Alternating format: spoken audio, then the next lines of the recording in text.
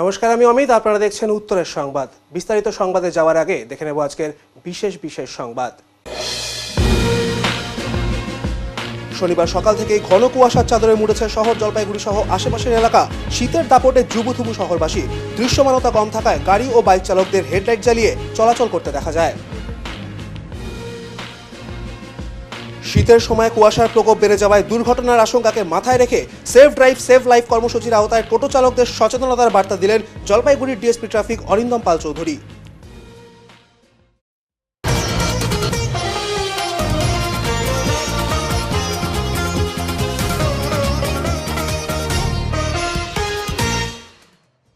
শনিবার সকাল থেকেই ঘন কুয়াশার চাদরে ঢেকে যায় জলপাইগুড়ি শহর ও তার আশপাশের এলাকা। বিশেষ করে জাতীয় সড়ক সংলগ্ন এলাকাগুলিতে কুয়াশার প্রকোপ ছিল সবচেয়ে বেশি। এদিন ভোর থেকেই দৃশ্যমানতা ব্যাপকভাবে কমে যাওয়ায় যানবাহন চলাচলে দেখা দেয় চরম সতর্কতা। জলপাইগুড়ির তিস্তা সেতু সংলগ্ন এলাকায় কুয়াশার ঘনত্ব ছিল চোখে পড়ার মতো। সকাল থেকেই ছোট বড় প্রায় সমস্ত যানবাহনকে হেডলাইট জ্বালিয়ে চলাচল করতে দেখা যায়। কোথাও কোথাও দৃশ্যমানতা 100 মিটারেরও কমে নেমে আসে। ফলে যান চালকদের অত্যন্ত সাবধানে গাড়ি চালাতে হচ্ছে। জাতীয় সড়ক সংলগ্ন বিবেকানন্দ পল্লীর বাসিন্দা যতীন বিশ্বাস জানান, অন্যান্য দিনের তুলনায় শনিবার কুয়াশার মাত্রা অনেকটাই বেশি ছিল। তিনি বলেন, ভোর 5:30 নাগাদ বাড়ি থেকে বেরিয়েছিলাম, কিন্তু কিছু দূর যাওয়ার পরেই বুঝতে পারি সামনে 100 মিটারের বেশি কিছুই দেখা যাচ্ছে না। যানবাহনগুলিকে খুব সাবধানে চলাচল করতে হচ্ছে। প্রচণ্ড কুয়াশা, অন্যান্য দিনের থেকে আজকে অতিরিক্ত বেশি। ঠান্ডাও প্রচণ্ড। চলছে গাড়ি হেডলাইট চালিয়ে চলছে, 100 মিটার দূরেই দেখা যাচ্ছে না। সকাল 5টা-6টার থেকে কী অবস্থা? প্রচণ্ড কুয়াশা। আমি এখানে 5:30টায় আসছি, আইসে আবার চলে গেছি। রাস্তায় কিছু দেখা যায় না, তার জন্য আবার ওই দেরি করে পরে আবার আসছে। ওদেরকে সাবধানে চলা উচিত, শোনা যেন না হয় গাড়িওয়ালাদের। শীতের সময় তো শীত লাগবে, আর শীতটা খুব ভালো লাগছে, আর অতিরিক্ত শীত পড়ছে। আমার নাম যতীন বিশ্বাস, বিবেকানন্দ পল্লী। শীতের দাপটে কনকনে ঠান্ডা হয়েছে শহরের পরিবেশ।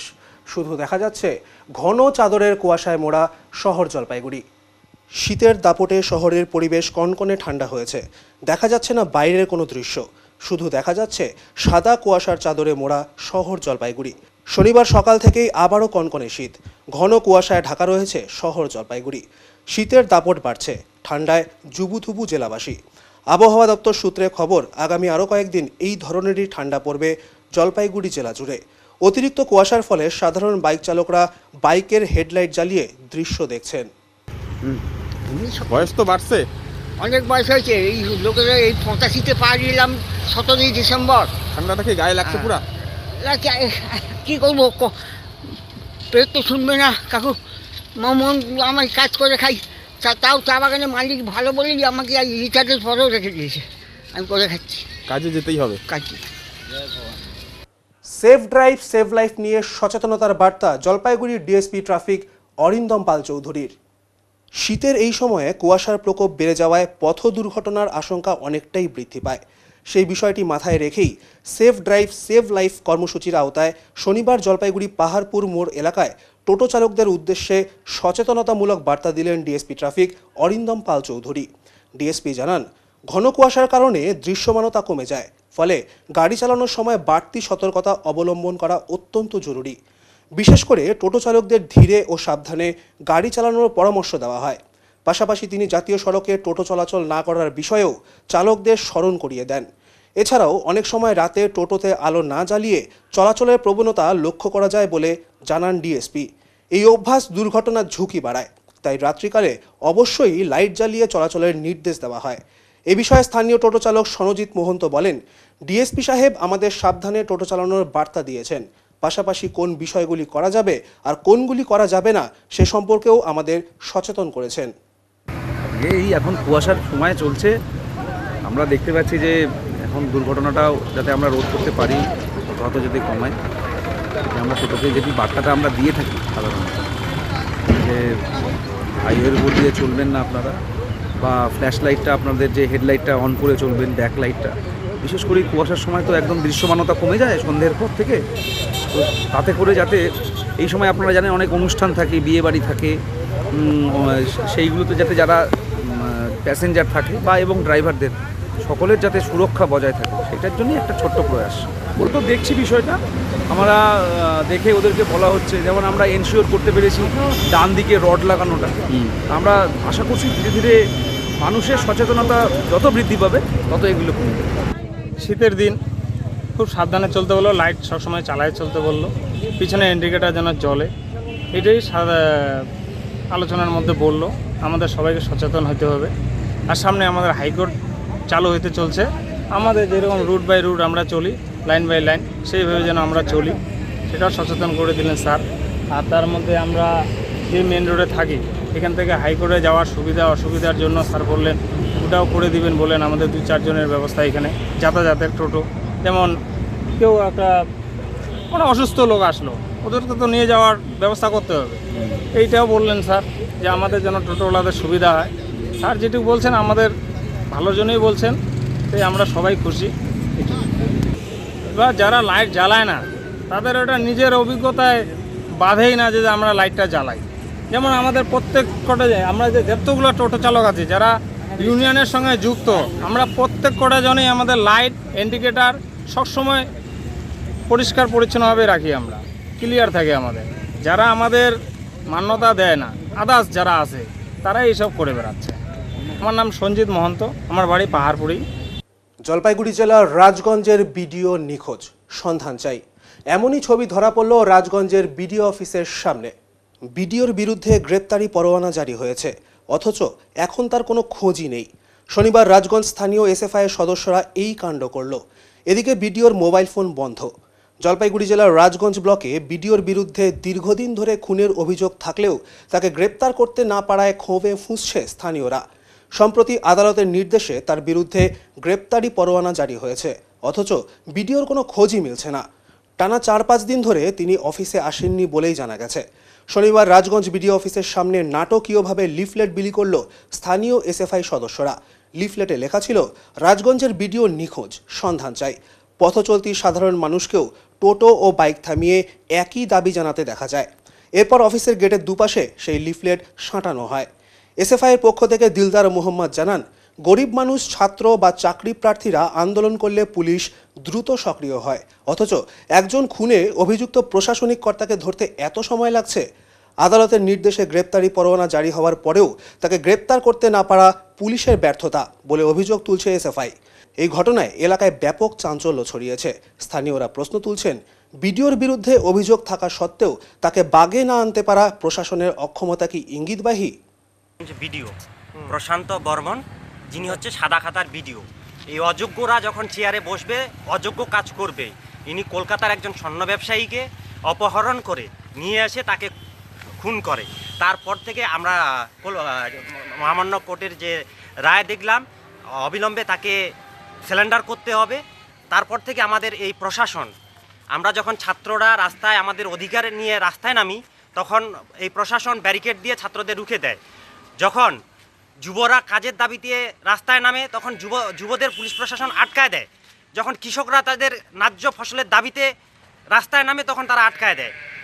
আর এখন পুলিশ প্রশাসন প্রশান্ত বর্মনকে খুঁজেই পাচ্ছে না। এই পুলিশ আবার তৃণমূলের মারের ভয়ে টেবিলের তলায় লুকায় থাকে। তাই এই পুলিশের প্রতি আমাদের আস্থা নেই। এই জন্য ভারতের ছাত্র ফেডারেশন রাজগঞ্জ লোকাল কমিটির পক্ষ থেকে আমরা যতটুকু পারি প্রশাসনকে আমরা সহযোগিতা করতেছি।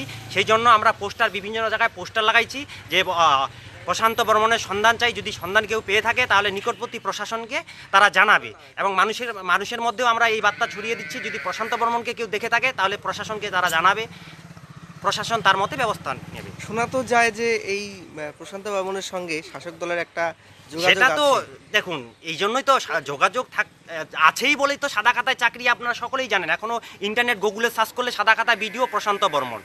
এই যে একটা ওদের ভালোবাসা, গোপনের ভালোবাসার ক্ষেত্রেই তো এর একটা, এর থেকে আর কি বলবো। তোমার নাম? আমার নাম দিলদার মোহাম্মদ, ভারতের ছাত্র ফেডারেশন জলপাইগুড়ি জেলা সহসভাপতি। আজকে এই প্রশান্ত বর্মন খোঁজ পাওয়ার জন্য আপনারা স্থানীয়দেরও দেখলাম গাড়ি আটকে বা হ্যাঁ, আমরা মানুষের মধ্যে বার্তা ছড়াচ্ছি যে প্রশান্ত বর্মনকে যদি এই মুহূর্তে কেউ দেখে থাকে তাহলে তারা প্রশাসনকে জানাবে। আমরা প্রশাসনকে সহযোগিতা করতে চাই, কারণ প্রশাসন বরাবরই শীত ঘুমে থাকে। হ্যাঁ, আমরা সেই শীত ঘুমটাকে আমাদের মাধ্যমে আমরা সেটা শীত ঘুমটাকে ভাঙাতে চাই। একসময় পুকুরটি ছিল জরাজীর্ণ নোংরা আবর্জনায় ভর্তি, আর এখন সেই পুকুরেই চলছে মাছ ধরার কাজ। নোংরা আবর্জনায় পরিপূর্ণ চারিদিকে দুর্গন্ধের জায়গা হয়েছিল এই পুকুরটি। জলপাইগুড়ি শহরের 12 নম্বর ওয়ার্ডের অন্তর্গত জলপাইগুড়ি হাই স্কুল সংলগ্ন রেলের পুকুরটির অবস্থা জরাজীর্ণ অবস্থায় ছিল। অবশেষে সেই পুকুরের কাজ শুরু করলো জলপাইগুড়ি পৌরসভা। পুকুরটির কাজ শুরু হয়েছে, কাজ অনেকটাই এগিয়েছে। নোংরা আবর্জনা পরিষ্কার পরিচ্ছন্ন করা হয়েছে পুকুরের। এখন চলছে সেই পুকুরের ভেতরে জমা নোংরা মাটি তোলার কাজ, আর নোংরা জল চলে যাবার জন্য পুকুরে চলছে মাছ ধরার কাজ। এলাকার বাসিন্দারা বলেন, পুকুরের কাজ শুরু হয়েছে, কাজ অনেকটাই এগিয়েছে। তো অনেকটা এখন পরিষ্কার হয়ে গেছে, মানে পুকুরে কি কাজ অনেকটা হয়েছে? হ্যাঁ, সে তো মোটামুটি কিছুটা তো হয়েছেই। এখন জানি না কতদূর কী হবে। আগের তুলনায় এখন না, আগের থেকে তো একটু ভালোই হয়েছে, মোটামুটি হচ্ছে কাজ। আর এখন কি মাছ ধরতেছে? এই এখন যদি মাছ ধরতে ছেলেপেলেরা, এই কাদার মধ্যে কি মাছ ধরা যায় নাকি? মোটামুটি হচ্ছে, এখন কি হবে না হবে এখন পরিবর্তে দেখা যাবে। মানে এখন তো কাজ চলছে। হ্যাঁ, কাজ চলছে, কাজ তো এখন চলছেই। এবারে টলিউডের পর্দায় আসতে চলেছে পদ্মশ্রী করিমুল হকের জীবন কাহিনী। অ্যাম্বুলেন্স দাদার ভূমিকায় অভিনেতা দেব। টলিউডে এবার পর্দায় উঠে আসতে চলেছে বাস্তব জীবনের এক অনন্য মানবিক লড়াইয়ের গল্প।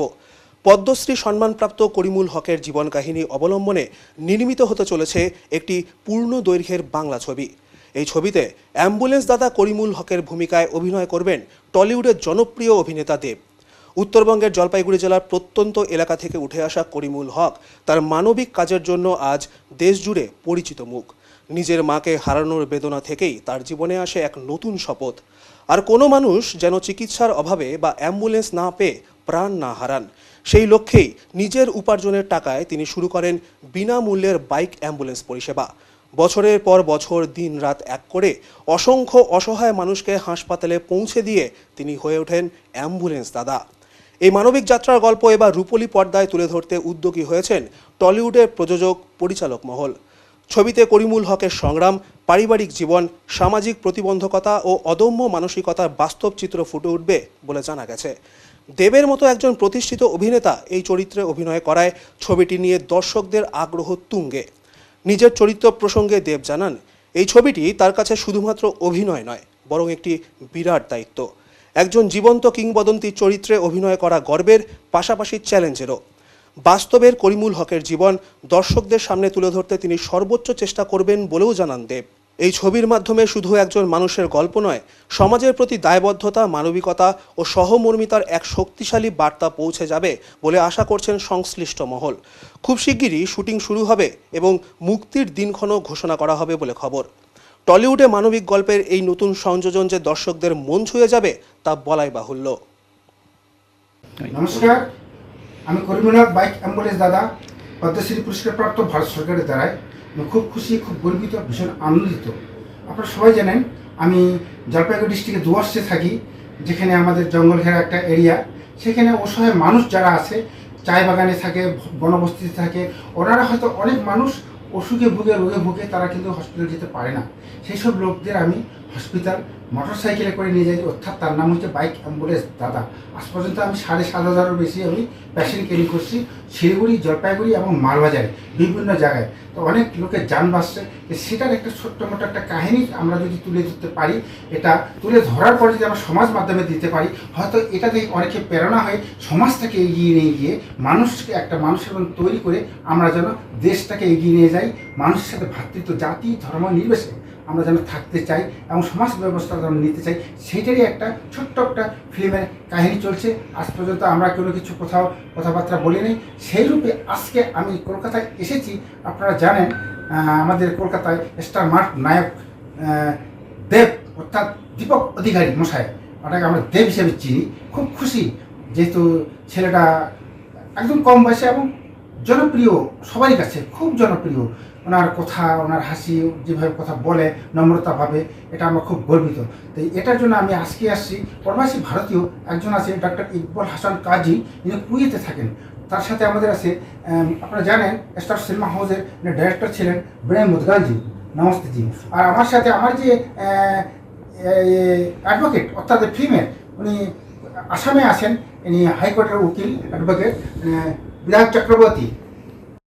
অ্যাম্বুলেন্স দাদা আমার খুবই স্পেশাল একটা সাবজেক্ট, এবং আমি এই রাইটসটা বম্বেতে ছিল হিন্দি ছবির জন্য, এবং এই রাইটসটা যখন আমিও একবার চেষ্টা করেছিলাম তখন আমি জানতে পারলাম কি এটা হিন্দিতে ছিল। যে হয় না কি ম্যানিফেস্ট করলে ভগবান যেটা বলে আশীর্বাদ, তো এই ছবিটা আমি এক্সপেক্টও করিনি এই ছবিটা আমার কাছে আসবে। লোক না তুমি ভগবান কি দিয়েছে, তুমি কি চেয়েছো, তুমি কি চাও, ভগবান শোনে গো। মানে আমি বছর 4-5 আগে যখন শুনেছিলাম ওনার ব্যাপারে, তখন আমি চেয়েছিলাম ওই ছবিটা আমি যেন করি, ওনার লাইফে যদি কোনোদিন সিনেমা হয়। কিন্তু তখন আমি জানতে পারলাম কি বম্বে রাইটস নিয়ে রেখেছে, বড় বড় হিরোরা সেই ছবিটা করবে। তারপর আমি আর ইচ্ছেও রাখিনি, মানে হবে না। কিন্তু এইটা যে ঘুরে আমার কাছে এলো, এটাই হচ্ছে ভগবানের আশীর্বাদ। আমি কথা দিয়ে গেলাম যে এই ছবিটা, এই যে বাংলাও যে রিয়েল লাইফ হিরোকে নিয়ে ভালো ছবি বানাতে পারে, এটা আমি আবার প্রমাণ করবো। দেবদা, করিমুলদা খুব খুশি আছে, সকালে কথা বলেছিলাম ফোনে, এবং উনি একটাই কথা বলেন যখন তোমার সঙ্গে দেখা করেছে, যে মেগাস্টার সুপারস্টার সবকিছু ছাড়িয়ে দেব মানুষ হিসেবে খুব ভালো এবং ভালো ছেলে, এটাই বোধহয় ছাপিয়ে যাওয়া সবকিছু থেকে। ইনফ্যাক্ট উনি যখন আমাদের ডিরেক্টর বম্বে, যিনি ওনারও প্রথম ছবি হবে এটা, উনি রাইটসটা নিয়ে রেখেছিলেন 7-8 বছর আগে। উনি যখন সারপ্রাইজ দিলেন, কারণ ওনাদের মধ্যে একটা আলোচনা, যদি বাংলা থেকে যদি কেউ করে তার দেবকে বল না, দেব চাই। তো উনি যখন প্রথমবার জানতে পারলেন দেব, তো উনি আমার মনে হয় সবচেয়ে বেশি খুশি হয়েছিলেন কি আরে তুমি তুমি তুমি। এবং আমিও খুব খুশি কি ওনার মতন একটা ব্যক্তিত্বকে, ওনার গল্প, ওনার যে গাথা, উনি আজ অব্দি 7,000-এর বেশি লোককে বাঁচিয়েছেন। এবং আমি তো পুরো গল্পটা পড়েছি, আমার মনে হয় কি এত সুন্দর একটা হিউম্যান স্টোরি এবং বাংলার গর্ব, মানে একটা বাঙালি যে যাকে বিশ্ব চেনে। এবং আমি খুব ব্যর্থ হব যদি এই গল্পটাকে যদি মানুষের কাছে যদি না নিয়ে আসতে পারি। তো আমার বা দেব এন্টারটেইনমেন্টস বা নন্দী ফিল্মসের কাছে এটা অনেক, it's not the money, it's the, কি বলবো, একটা গর্বের ব্যাপার একটা পদ্মশ্রী ব্যক্তিকে, তাকে সিনেমার মাধ্যমে আরও বেশি বড় দর্শকের কাছে পৌঁছানো। আবারও উদ্ধার হলো 12 ফুট দৈর্ঘ্যের কিং কোবরা। গরুমারা জাতীয় উদ্যান লাগোয়া রামশাহী রেঞ্জের চটুয়া বস্তি থেকে সাপটিকে উদ্ধার করা হয়। এদিন স্থানীয় রাজেশ খারওয়ালের বাড়ির প্রাঙ্গণ থেকে কিং কোবরাকে উদ্ধার করেন এক সর্পপ্রেমী। একের পর এক কিং কোবরা উদ্ধারের ঘটনায় উদ্বেগ দেখা দিয়েছে পশুপ্রেমী সংগঠনের মধ্যে। গরুমারা জঙ্গল লাগোয়া একাধিক লোকালয় থেকে গত কয়েক বছরে 50টি কিং কোবরা উদ্ধার করেছেন সর্পপ্রেমী নন্দু। জঙ্গলের ভেতরে কিং কোবরার বাসস্থানের সমস্যা থেকেই একের পর এক কিং কোবরা লোকালয়ে বেরিয়ে আসছে বলে তাদের অনুমান। বন দপ্তরের উচিত দ্রুত সাপেদের ওপর পর্যবেক্ষণ ও সমীক্ষা করার। বসেছিলাম তো তখন সাপটা দেখছি। আমরা কলকাতা থেকে আসছি, আমার নাম দিব্যজ্যোতি মুখার্জি, বাবা মাকে নিয়ে এসেছি কলকাতা থেকে বেড়াতে। অস্বাভাবিক অনুভূতি, 14 ফুটের একটা কিং কোবরা দেখে খুব ভালো লাগলো। আর যেরকম ভাবে আপনারা ব্যাপারটাকে হ্যান্ডেল করলেন, প্রথম সজীব দেখলাম জীবনের প্রথম এরকম প্রাকৃতিক পরিবেশের মধ্যে, খুবই থ্রিলড এবং উত্তেজিত, আগে কখনো দেখিনি। এটা প্রথম লাইফের প্রথম এক্সপেরিয়েন্স এরকম ভাবে এত আপ ক্লোজ এন্ড পার্সোনাল। এখানে আমরা আপনারা যেরকম ভাবে হ্যান্ডেল করেছেন অসাধারণ, মানে এরকম আমি দেখিনি আগে। এরকম ভাবে আপনাদেরকে হ্যান্ডেল করতে এই প্রথম দেখলাম। আজকে রামশাহী এলাকা চটুয়া বস্তিতে রাজেশ খারওয়াল বাঁশঝাড়ে একটা কিং কোবরা সাপ দেখতে পায় সেখানকার বাড়ির লোক। তারপরে সেখান থেকে রামশাহী মোবাইল স্কোয়াডকে খবর দেয়। রামশাহী মোবাইল স্কোয়াড থেকে আমাদের কাছে খবর আসে, আমরা টিম নিয়ে ঘটনাস্থলে যাই এবং 1 ঘন্টার চেষ্টায় সেই সাপটিকে উদ্ধার করি। অনুমানিক এটা 12 ফিটের মতো হবে কিং কোবরা, তবে সাপটি সুস্থ ছিল, তাই আজকে গরুমারা জঙ্গলে ছেড়ে দেওয়া হলো। না, আমাদের এটা উদ্ধার হয়েছে যেমন লাটাগুড়ি, তারপর হচ্ছে রামশাহী, তারপর হচ্ছে টিলাবাড়ি, বিভিন্ন এলাকায় সেই এলাকাগুলোতে। আর প্রত্যেকটা সাপে আমরা লোকালয় থেকে উদ্ধার করেছি। আজ থেকে বহু বছর আগে তো এদিকে কিং কোবরা দেখা যেত না, কিং কোবরা সাপটা এতদিন দেখা যায়নি, তো ইদানিং কিং কোবরা সাপ অনেকটাই বৃদ্ধি পেয়েছে। এর জন্য আমরা বন দপ্তরের সাথে এটা সার্ভে করার জন্য আমরা অনুরোধ করব যে এই কিং কোবরা সাপ লোকালয়ে কেন এত দেখা যাচ্ছে, এটার জন্য আমরা বন দপ্তরের কাছে আবেদন জানাবো যে এই সাপের উপরে যদি একটা সুমারি করা যেতে পারে, তাহলে আমরা সঠিক তথ্যটা আমরা পেয়ে যেতে পারি। প্রাথমিকভাবে কি মনে করছেন এত সংখ্যা বাড়ার কারণ কি? প্রাথমিকভাবে এটা মনে হচ্ছে অ্যাকচুয়ালি যে কিং কোবরা সাপ গভীরে থাকতে ভালোবাসে, তো জঙ্গলের কোনো না কোনোভাবে একটা ব্যাঘাত ঘটছে। সেই ব্যাঘাতটা কোথায় ঘটছে, কিভাবে ঘটছে, সেটাই পূর্ণ তদন্ত করা উচিত, সেটা বন দপ্তরে। এখন নিয়ে নিচ্ছি ছোট্ট একটি বিরতি, ফিরে আসছি বিরতির পর। সব সময় সব দিকের সব খবর পেতে সাবস্ক্রাইব করুন, বেল আইকনটি প্রেস করে আপডেট থাকুন।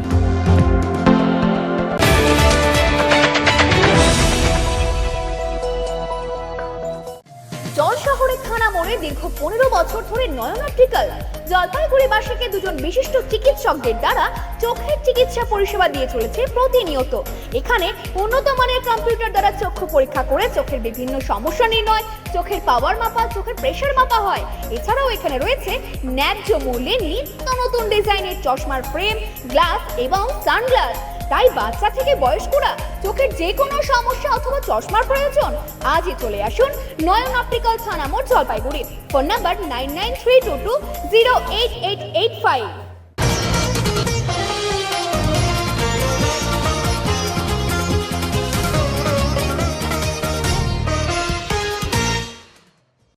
শিলিগুড়িতে জমি বিক্রি নিয়ে প্রতারণার অভিযোগে এক ব্যক্তিকে গ্রেপ্তার করল এনজিপি থানার পুলিশ।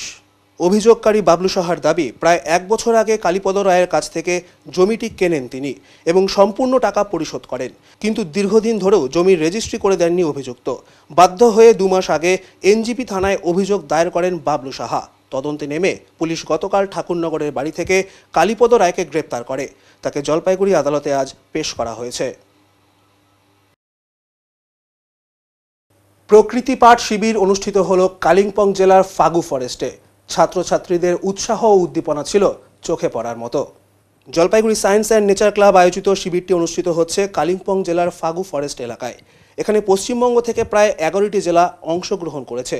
16 জন এসকর্ট টিচার, 110 জন ছাত্রছাত্রী এবং বহু পরিবেশ ও বিজ্ঞানী কর্মী, বিশেষজ্ঞ চিকিৎসক, আধিকারিকরা প্রমুখ অংশগ্রহণ করেছেন এখানে।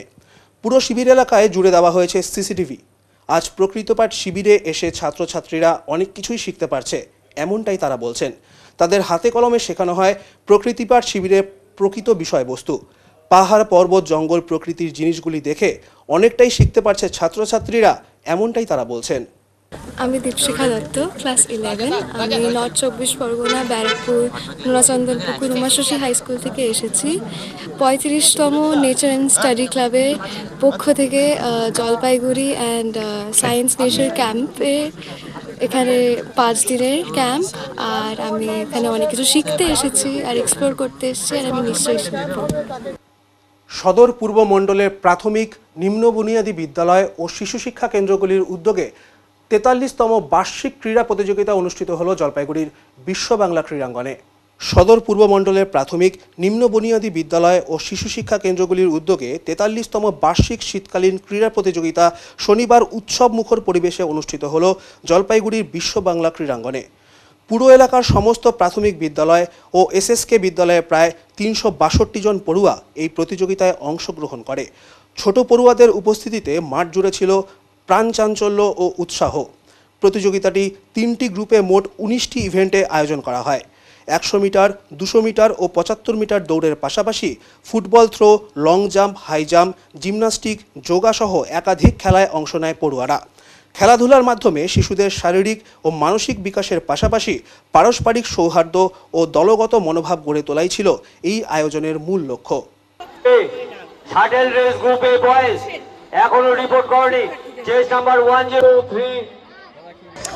আজকে 43তম শীতকালীন ক্রীড়া প্রতিযোগিতা হচ্ছে জলপাইগুড়ি সদর ইস্ট সার্কেলের। এখানে মিউনিসিপ্যালিটিতে যতগুলো প্রাইমারি স্কুল আছে এবং এসএসকে স্কুল আছে, সবগুলো স্কুলে আজকে এখানে খেলা হচ্ছে প্রতিযোগিতা। অ্যাকচুয়ালি হ্যাঁ, আপনাদের কোন স্কুল? আমাদের ফণীন্দ্রদেব প্রাথমিক বিদ্যালয়। আমাদের বিদ্যালয় থেকে 19 জন আমাদের পার্টিসিপেন্ট আছে। এখানে খেলা চলছে, এখনও শেষ হয় নাই, যা শুরু হলো কিছুক্ষণ আগে। খেলা হচ্ছে 75 মিটার দৌড়, 100 মিটার দৌড়, 200 metre long jump, high jump, relay race আছে, আলু কুড়ানো দৌড় আছে, বিভিন্ন রকম আইটেম এখানে আছে। সরকার ঘোষিত যে আইটেমগুলো হয়, হ্যাঁ, সেইগুলোই থাকছে এখানে। প্রাইজ ডিস্ট্রিবিউশন কীভাবে হবে এদের? প্রাইজ ডিস্ট্রিবিউশন হবে, যারা প্রথম, দ্বিতীয় এবং তৃতীয় হবে তারাই পাবে। এখানে প্রতিযোগিতার মধ্য দিয়ে যারা খেলবে তারাই পুরস্কারটা খেলার শেষে সেটা দেওয়া হবে। এবং আমাদের অ্যাকচুয়ালি উদ্দেশ্য কি, শুধু পড়াশোনাটাই মুখ্য উদ্দেশ্য না, কারণ সব ছাত্রই ছাত্রছাত্রী পড়াশোনায় ভালো হয় না। অনেকের ভিতরে সুপ্ত প্রতিভা থাকে খেলাধুলার মধ্যে, সেটা বিকাশ ঘটানোর জন্যই আজকে এই উদ্যোগটা নেওয়া হয়েছে। এবং প্রত্যেক বছরেই হয় সাধারণত এই খেলাটা, কারণ এই খেলার মধ্য দিয়ে বিভিন্ন ছাত্রছাত্রী ভবিষ্যৎ জীবনে তার ভিত গড়ে তোলে, দেশের তথা সারা বিশ্বে যাতে আমাদের দেশের প্রতিনিধিত্ব করে আর কি, সেই জন্যই এই খেলার আয়োজন করা হয়েছে। ওদলাবাড়ির আদর্শ হিন্দি স্কুলে অনুষ্ঠিত হলো বার্ষিক ক্রীড়া প্রতিযোগিতা। এদিন পতাকা উত্তোলনের মধ্য দিয়ে শুরু হয় এই প্রতিযোগিতা। উপস্থিত ছিলেন ওদলাবাড়ি গ্রাম পঞ্চায়েত প্রধান মৌমিতা ঘোষ, প্রাক্তন স্কুল শিক্ষক, স্কুল সেক্রেটারি বাপ্পা ঘোষ, স্কুলের প্রধান শিক্ষক শশীধর সিং মহাশয়। এদিন স্কুলের 200 জন ছাত্রছাত্রী প্রায় 20টি ইভেন্টে অংশগ্রহণ করে বলে জানান স্কুল শিক্ষিকা রীনা সিং। 100 মিটার, 200 মিটার দৌড়, লং জাম্প, হাই জাম্প সহ বহু ইভেন্টে নাম লেখায় স্কুলের ছাত্রছাত্রীরা। স্কুলের সকল শিক্ষক শিক্ষিকারা সকাল থেকে এই প্রতিযোগিতায় সহযোগিতার হাত বাড়িয়ে দেয়। বিজয়ীদের সার্টিফিকেট এবং মেডেল তুলে দেওয়া হয়।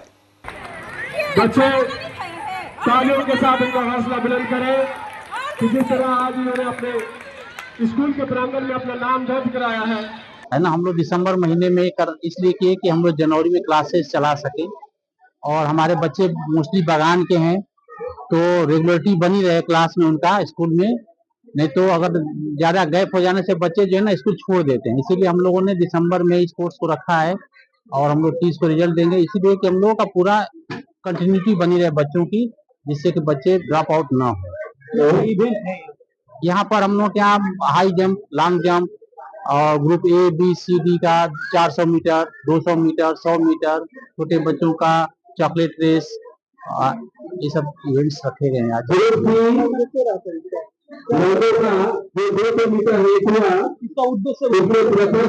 बच्चों के अंदर व्यायाम की जरूरत है, जाड़े बच्चे लगाएंगे तो स्वस्थ रहेंगे। स्वास्थ्य के लिए तो स्पोर्ट्स भी विद्यालय का एक करिकुलम है, तो बच्चों के लिए ये अच्छी चीज है। बच्चे भाग लें और इससे एक स्पिरिट बनती है मिलजुल करके काम करने की, यही सब लोग करके हम लोगों ने इसको। এখন নিয়ে নিচ্ছি ছোট্ট একটি বিরতি, ফিরে আসছি বিরতির পর। সব সময় সব দিকের সব খবর পেতে সাবস্ক্রাইব করুন, বেল আইকনটি প্রেস করে আপডেট থাকুন।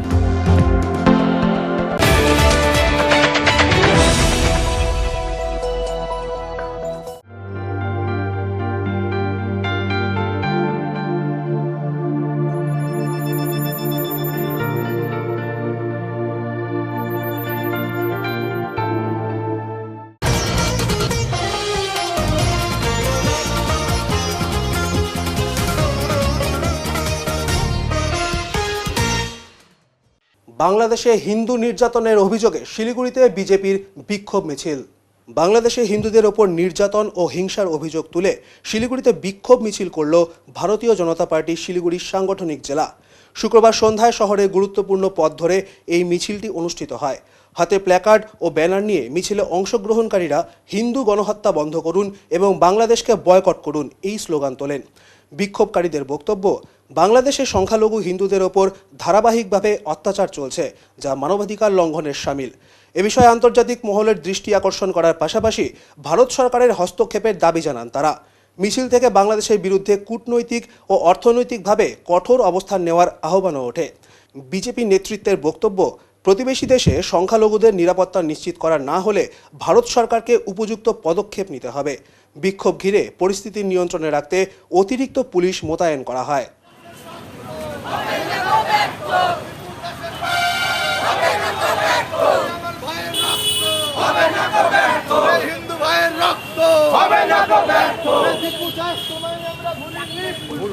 এবারে আবহাওয়ার সংবাদ।